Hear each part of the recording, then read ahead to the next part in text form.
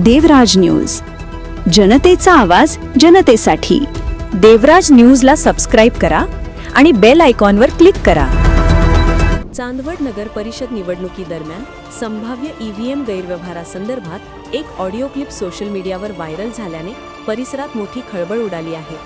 या क्लिपमध्ये 1 कोटी रुपयांच्या बदल्यात 11,000 मते मिळू शकतात असा दावा केल्याची चर्चा असून त्यामुळे नागरिकांमध्ये भीतीचे वातावरण निर्माण झाले आहे। ईव्हीएममध्ये कोणत्याही प्रकारे छेडछाड शक्य आहे का, याबाबत निवडणूक आयोगाकडूनही स्पष्टीकरण अपेक्षित आहे। तपास पूर्ण झाल्यानंतरच या दाव्यांबाबतचे वास्तव स्पष्ट होणार आहे। या प्रकरणामुळे राजकीय वर्तुळात चर्चांना उधाण आले असून काही पक्षांनी या घटनेची सखोल चौकशी करून निकाल जनतेसमोर आणण्याची मागणी केली आहे।